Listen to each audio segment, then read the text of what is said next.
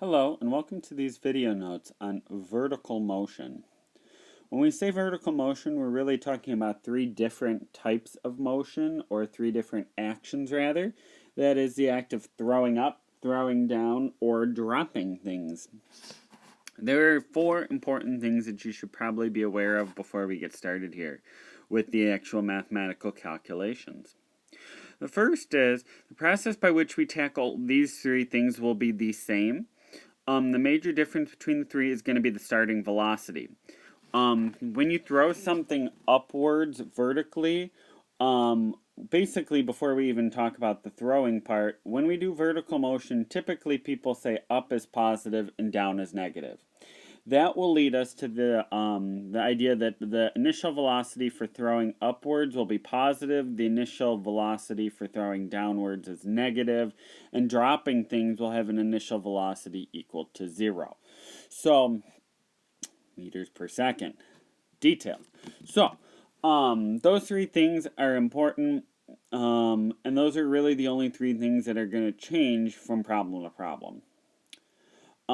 That being said, number two, I just touched on it. Positives and negatives are super important in here. So anything moving downward, for example, height will be negative. So if you drop something and it starts like on a cliff up here at 0, we would say that this is negative 100.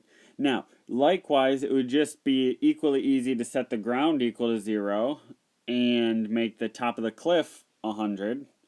But regardless, if you're dropping an object, it's moving from 100 to 0, so its change in height is negative 100. That's true regardless of how you set this up. So we will be taking advantage of those positives and negatives as we go. It's very, very, very, very important. Otherwise, you will get wrong numbers. Number three, acceleration due to gravity will always be 9.8 meters per second. In particular, something that I probably should have put in here would be that it is always a negative 9.8. After just saying that all of those positives and negatives are important, I should probably highlight the fact that this number will be negative because it's being all the objects are being pulled or accelerated downwards. And lastly, at the maximum height of an object thrown upwards, the velocity is always 0. So when you throw an object upwards, something sort of like this, pretend that it's moving upwards, the object starts off with an initial velocity and the acceleration is always still downward, meaning that the object is still accelerating towards Earth. The effect that that has is that as this thing moves up and up, the velocity gets smaller and smaller until you get to the top of its thrown, motion at the maximum height. Here the object for a split second hits a 0 velocity and turns around, moving back downward towards the person who threw it. That will be very helpful for us when we're doing calculations. It's a hidden given, which sometimes can help us out.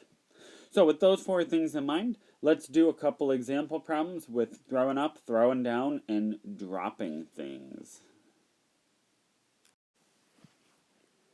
So for our first example, it says to test how deep a well is, a child drops a penny from rest. The time it takes for the penny to fall is 2.31 seconds. Question is, how deep is the well? How fast is the penny going when it lands? So, I'm going to give this a quick sketch. It really doesn't have to be anything fancy. It won't be. It'll look probably something like this. There's our well, really, really unattractive. And the penny is being dropped into the well. Okay, pretty easy to think about, nothing too complicated or weird. So, first thing I'm going to do is I'm going to write out my given information over here because we know we're going to need that information to continue. So the first major thing we see here is the one number that actually shows up in this problem, and that is that time is 2.31 seconds. Now, somebody who maybe doesn't know a lot of physics or wasn't paying attention on the previous slide would say, well, I only have one given. What else do I have? I don't have anything. But really, there are two other things we have. First of all, we know that the acceleration due to gravity here is always negative 9.81 meters per second squared. That we always know. And then the second thing is it says drops in the problem, which means our initial velocity of the penny is going to be 0 meters per second. Now, in our diagram, I just want to be very clear and very explicit that at the start, our V naught is 0. At the end, if this were the penny at the end, it will have some final velocity.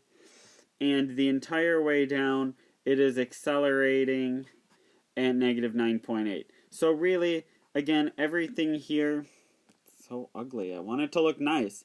So everything here is going to end up really being sort of negative based on the way the problem here has been set up. Okay, the velocity is downward, so it's negative. The acceleration is downward, so it's negative.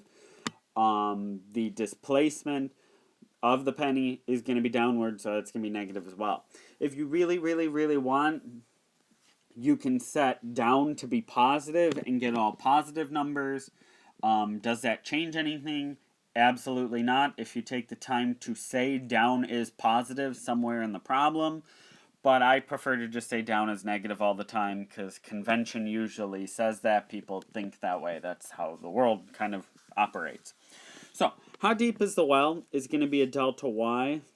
That's going to be what we're looking for. Given our givens and not knowing how fast the penny is moving at the end, there's only one of our three equations that will work. It is this one.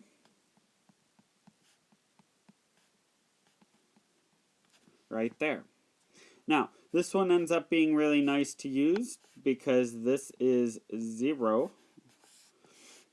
And that gives us 1/2 times negative 9.8 times t squared. When you plug that into your calculator, you end up getting negative 26.15 meters. So that tells me that the penny started, if we want to say it's 0, and it gets to negative 26.15. Or, if you really wanted to be fancy, you could also say the opposite, that it ends at 0 and you're 26.15 meters above the bottom of the well. Whatever, the penny's going 26.15 meters, and it's moving downwards. So, negative. Alright, the second question is B, how fast is the penny going when it lands? Because it will be moving with some speed. We have two other equations. We have all the givens here at this point, so you can use whichever one you want. I'm going to use this one because it's a little bit easier to use, especially since, again, this is 0. So, the other nice thing about using this particular given equation is if I botched the solving of this up here, which is always possible, I'm not carrying over that error into the next part of my problem, so bonus points for that. Alright, the number you get at the bottom of the well for velocity is negative 22.64 meters per second. And again, that is negative because at that point the penny is moving downwards. So there we go. One example of something being dropped vertically. And again, just taking advantage of our kinematics equations and knowing what is positive and negative. Alright, in our second example, we have an angry physics student throwing his stress ball downwards from 1.4 meters above the ground with an initial velocity of 6.9 meters per second. So, I'm going to draw this out again. Here's our angry physics student. Here's the little stress ball, and it is being thrown downwards. So it's going to have an initial velocity in the downward direction, and we're looking for how fast is it going when it hits the ground, and how long is it in the air. And I have a sneaking suspicion that because these objects accelerate downwards the way they do, and because he threw it downwards from only 1.4 meters, that this number is going to be small. It is going to be a tiny time. It's going to be less than a second for sure. we'll see if my inkling is correct. So, again, we're going to set these up just like we normally do by writing out our given information and picking equations that best suit us, keeping in mind that the object is thrown downward. So, again, every time we do one of these, the acceleration is negative 9.8 meters per second squared. If you want to put that as your first given every time, that's a great idea. You go for it. We know that it is thrown from a height of 1.4 meters above the ground. So it is moving, if we're doing y final minus y initial. The final is 0 minus 1.4 meters above the ground, or negative 1.4 meters. Again, or you just think to yourself, the object is moving downwards. So that is negative. And lastly, we've got an initial velocity. Now, our initial velocity, this is also being thrown downwards, downward being the key for the throw there. So that's going to be negative 6.9 meters per second. Sorry, I don't know why my handwriting is so gross. So, again, pretty simple. We've got 3 givens. We're going to look for 2 other variables. So it says, how fast is it going when it hits the ground? So we are looking for V final. Given the givens here, we're going to have to use this guy right here, because we have no information for time. Now, if we really wanted, we could solve B first and solve time and then backtrack, but this is the order the problem was given to us. So here we go. We're going to solve for this. Now, our V naught is not negative, so we are going to, not 0 rather, so we're going to have to plug that in. 2 times negative 9.8 times negative 1.4. Now, ultimately, what we are going to get here when we do this is we are going to get a positive number.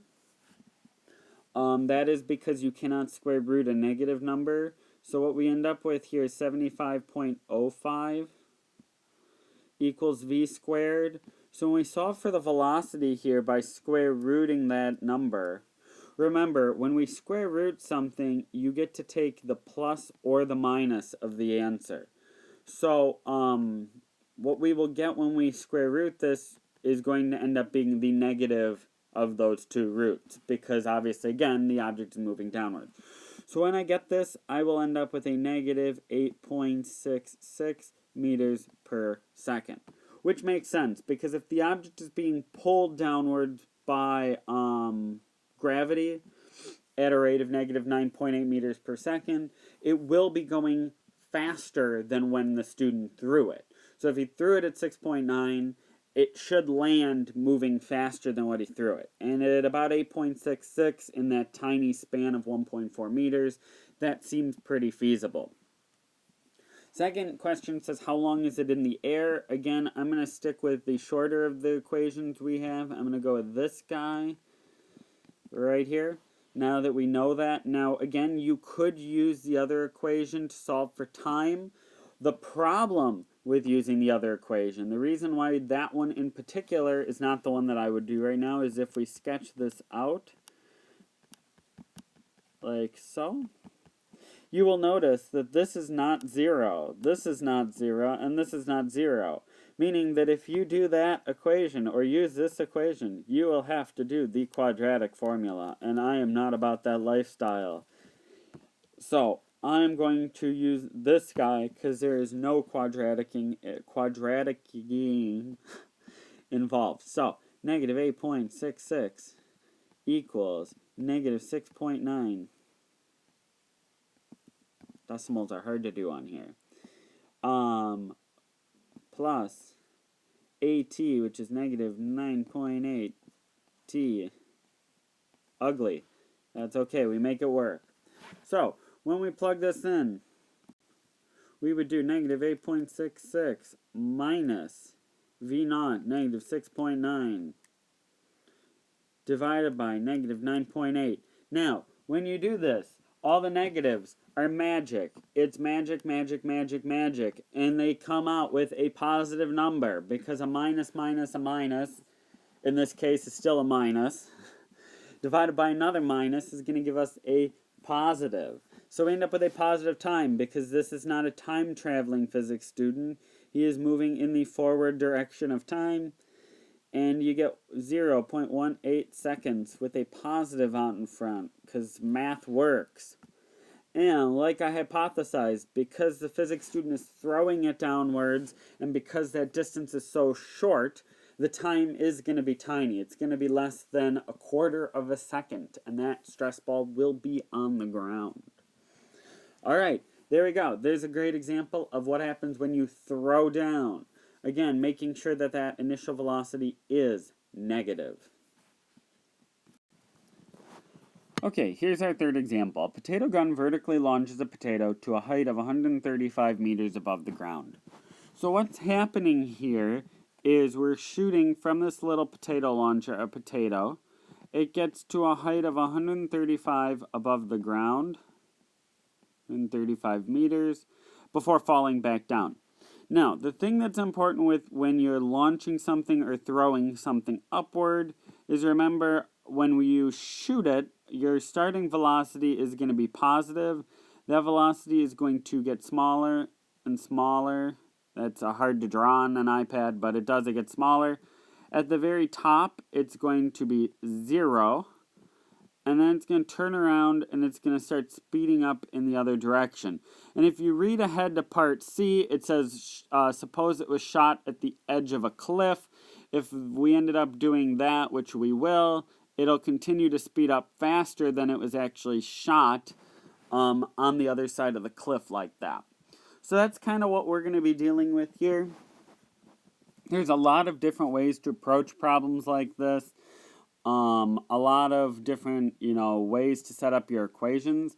I prefer to start everything from where we start, where the potato was launched. Another option would be to take advantage of this 0 point and treat the initial launch as its own kind of problem, and then start the problem as a second problem where the object is dropped from an initial velocity of 0 downward. There's a lot of different methods to doing this, depending on, what you've been kind of taught and how you've approached things. So, I'm just going to do this, and we'll do it. So, I'm going to start by writing out the given information. Again, starting with my acceleration, just because I want to get that out of the way before I forget it. Our height for the potato is going to be 135 meters. It is going to be a positive 135 meters because the potato is moving upwards 135. And our other piece of information, our sort of hidden information, is again that our final velocity, or our v at rather the top of this, is going to be 0 meters per second. And I feel like it's pretty important to specify the top part. And that's because if we were talking about any other point in the motion here, that wouldn't necessarily be true.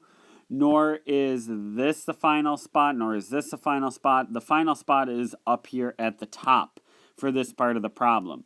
Again, if I was looking for how fast the potato was going when it got back to the launch height or when it got 2 meters above the ground, like all of those would have different final velocities. So we're really talking about the top velocity is 0. We're taking advantage of that particular moment in time. So I'm going to go with top. We're looking for the launch speed, which is going to be v0. That's what we're trying to solve. Given this given information, we're going to go with v squared equals v0 squared plus 2a delta y, like so. The velocity at the top is in fact 0, so that makes our life a little bit easier. So 0 equals v0 squared plus 2 times negative 9.8 times delta y, which is 135. Not 1.35. Let me get rid of that decimal. Now, when you plug this into a calculator, you end up getting 2,646 for the back end of this. Because the 9.8 is negative, we end up with something that looks like this, minus 2,646. and that then eventually will have to get added over. So that's where the positive part of this comes from, which is kind of nice. And again, because this was launched upwards, our initial velocity has to be positive when you do this math. And when you do that, you end up getting, just to save a little bit of space here, a V naught equals 51.44 meters per second. And again, positive, because it's launched. B, it says, how long does it take for the potato to get back to launch height? Now, here's where things get a little bit more interesting.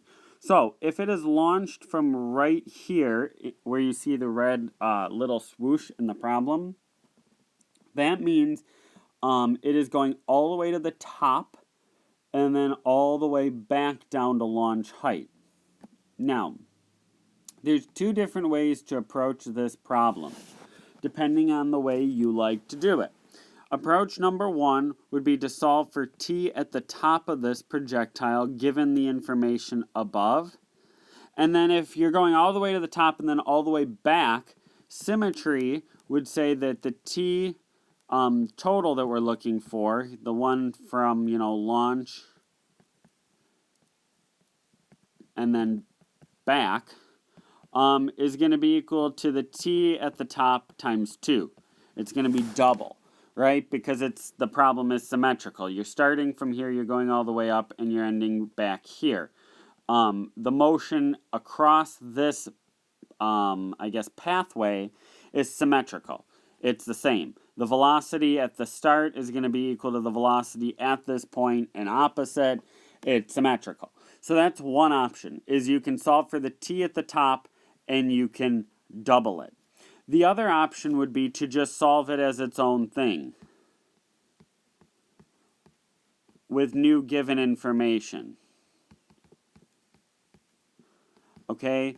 And what I'm going to do here is it's really personal preference to which way you feel like doing it. I tend to be a symmetry person, but I'm going to do it both ways just to illustrate that it works both ways. Okay? It's going to take me an extra couple seconds here, but I think it'll be worth it to prove that there is multiple ways to tackle this problem. Alright, so the first way to do this would be to solve for the time at the top, like I said, solve for this number, and then double it. So let's start with that. So given what we know from up above, it's pretty easy to solve for the t at the top. The velocity at the top equals v naught plus at. The velocity at the top is 0. V naught is 51.44 plus negative 9.8 times time. So when you plug that in, you end up getting a number of about 5.25 seconds. And again, that's the amount of time to the top. So I have to take that number and then double it if I'm going to get the total time. So time total would be double of what that number is, which is about 10.5. Don't know why I plugged that into my calculator, but I did. There it is. The other approach would be to just solve it using a new set of given information. What I mean by that is we said at the start that we knew that the velocity at the top was 0 meters per second. That will not be true at the launch height. At the launch height, we know that our initial velocity is still going to be the same. It's going to be 51.44 meters per second. We still know that the acceleration here is going to be negative 9.8 meters per second squared. And we know the final velocity. Okay, the final velocity it's going to be equal and opposite to the velocity it was shot at because it's coming down and it's in the exact same spot. Again, taking advantage of symmetry. Now, another thing we also know is that the delta y here is going to be 0 meters because it's at the exact same height that it was when it was launched. So what we need to do is find a way to solve for time using this particular set of givens. Now again, if I was doing this, you have two equations to use. You could use this one, which is probably the one that most people would use. It does not take advantage of this symmetry value we just got down there, but it does need the quadratic. I don't like doing that. I don't like it. I don't enjoy doing the quadratic, so that's personally not the way I would go. I would take advantage of that number using symmetry, and I would use this guy, v equals v naught plus at. So the velocity at the launch height, once it comes back down, is going to be negative 51.44 equals a positive 51.44 plus 9.8 times time. So when you subtract that over, you get negative 51.44 minus another 51.44, or negative 102.88, divided by 9.8. And lo and behold, you end up getting the exact same value for t, 10.5 seconds. So, either way you do this problem, either solving for it at the top and then doubling it, or just saying, well, it's moving the same velocity, just in the negative direction, or you could take advantage of delta y being equal to 0. You could plug things in that way as well, and get one of two roots. Personally, it's all personal preference. I, a lot of times, will solve for it at the top just because it's easy, but you have to remember then to double it. Or, again, you can just solve for it, but you have to know the symmetry part. And it only works in this particular case because there is symmetry. If there wasn't that symmetry there, you wouldn't necessarily be able to do that. Okay, in the last problem here, we've got the potato. It's being launched from the top of a cliff. I just went to a new page because I ran out of space.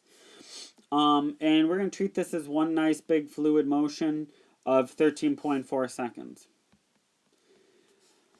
So, what we do know is we know that the time it took for the entire motion was 13.4 seconds. We know that the acceleration is negative 9.8 meters per second squared. And we know our v naught, which we solved for at the start, is 51.44 meters per second in the positive direction. Why positive direction? Because it's being shot up. So, we ultimately have this equation right here. This is the one with the givens. We do not know anything about the final velocity, nor do we really care. It doesn't ask for that. So, we don't have a final velocity. So, because of that, we have to use this equation. So, this is relatively easy at this point to plug in. 51.44 times the time plus 1/2 negative 9.8 times 13.4 squared. Now, fortunately for us, because this is such a big number, especially with that being squared, we should end up with the delta y that we're expecting, which is a negative delta y. The distance downward that the object moved from that base of the cliff. So when I plug this in, 51.44 times 13.4 plus 0.5 times negative 9.8 times 13.4 squared, I get an answer of negative 190.5. So from start to finish here, the object moved a total displacement of negative 190.5 meters. So in 13.4 seconds, the object has gone all the way to the top, which we said it was launched, I think, at a height of like 350 or 150. I don't remember because I don't have the problem in front of me. And then it ultimately went all the way up, and then it all went all the way back down. 135. It went up 135, and then it went a total of 190.55 meters down in the opposite direction. All right.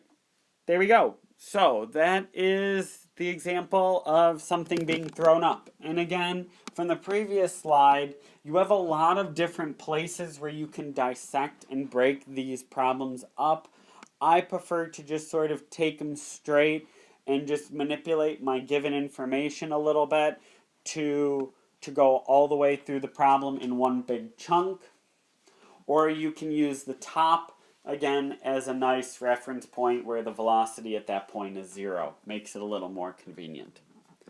Alright, thank you so much for watching. Hopefully this was helpful.